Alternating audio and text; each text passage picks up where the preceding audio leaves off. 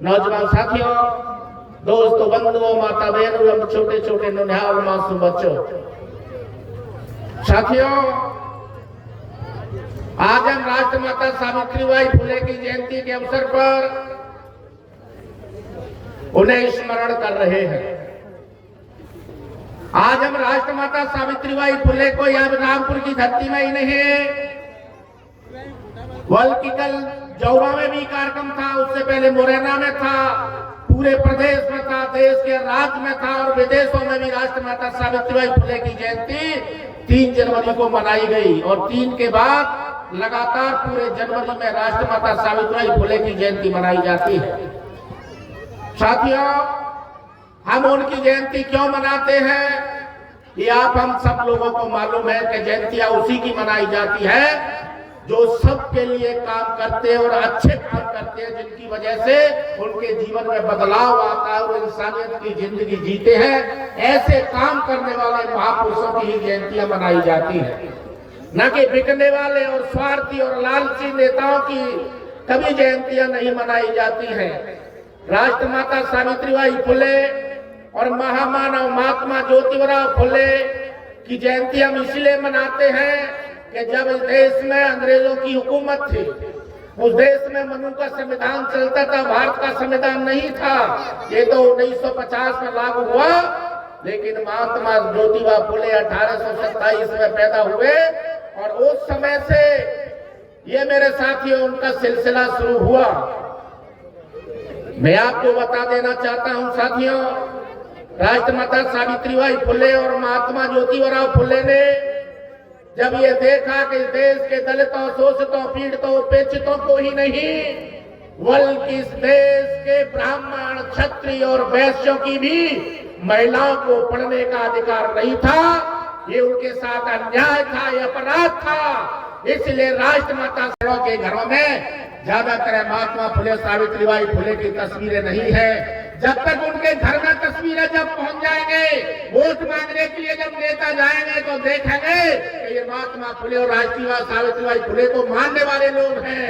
अब इनकी बात करना शुरू करो, नहीं तो हमें वोट नहीं मिलेगा। बहुत सारे लोग हैं जो संघर्ष कर रहे हैं। निश्चित तौर पर साथियों, अभी आपने इंजीनियर हरगोविंद जौहरी जी के विचार सुने। ऐसे ही लोगों की दम पर, ऐसे ही लोगों के संघर्ष के कारण आज हमारे महापुरुषों को लोग जानने लगे हैं। जब हरगोविंद जौहरी यहाँ पर जब बहुजन समाज पार्टी के प्रदेश के उपाध्यक्ष थे, जब ये काम करते थे, तो मैं आपको बता देना चाहता हूँ, एक कलेक्टर और एसपी इनके मारे घबराते थे, थर्राते थे।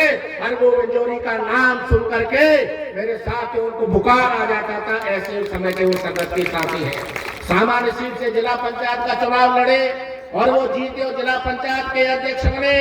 ऐसे तमाम सारे काम उन्होंने किए।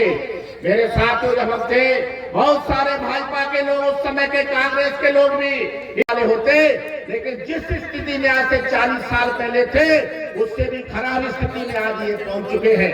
इसी जमीन और कम हुई है।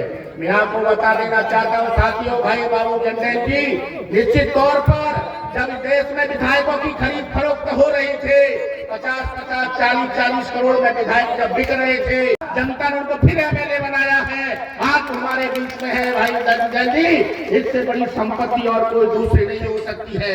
ऐसे तमाम सारे लोग हैं जो इस तरह का काम कर रहे हैं। मंच पर जो बैठे हैं इसी विचारधारा के लोग हैं।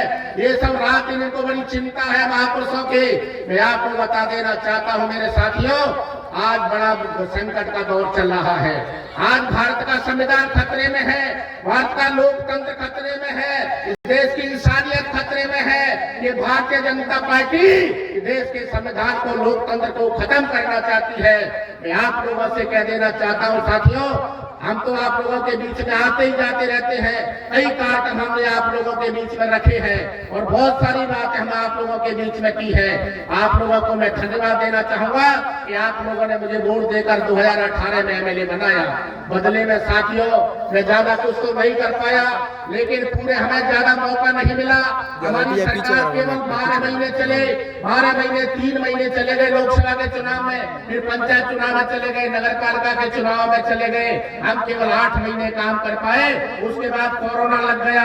कोरोना में 2 साल विधानसभा बंद रहे, नहीं चली। कोरोना के बाद 3.5 साल हो गए, फिर 1.5 साल बची। 1.5 साल में 3 बार विधानसभा लगी, एक बार 2 दिन के लिए, एक बार 4 दिन के लिए। ज्यादा कुछ नहीं कर पाए, लेकिन उसके बाद भी मैंने इस घाटी क्षेत्र के लिए 350 हैंडपंप और जारोली पे जो डैम बना है वो बनवाया। जो उसमें हमारे जारोली गांव में निकल नहीं पाते थे, वो बोरो कराया था, तमाम सारे हम लोगों ने करवाए। मैं आपको बता देना चाहता हूं साथियों, मैं ज्यादा कुछ न कहते हुए, हमें आज के जो कार्यक्रम की अध्यक्षता कर रहे हैं उनको हम लोगों को विस्तार से सुनना है। आप लोगों से केवल मेरा यही अनुरोध है कि आप लोग हमारे महापुरुषों को पढ़ें, उनकी किताबें घर घर में रखें, उनकी तस्वीर अपने घर में रखें और उनके बताए हुए राममार्ग पर चलने की कोशिश करें। बस इतनी सी बात कह करके मैं अपनी वाणी को विराम देना चाहूंगा। जय भीम, जय भारत।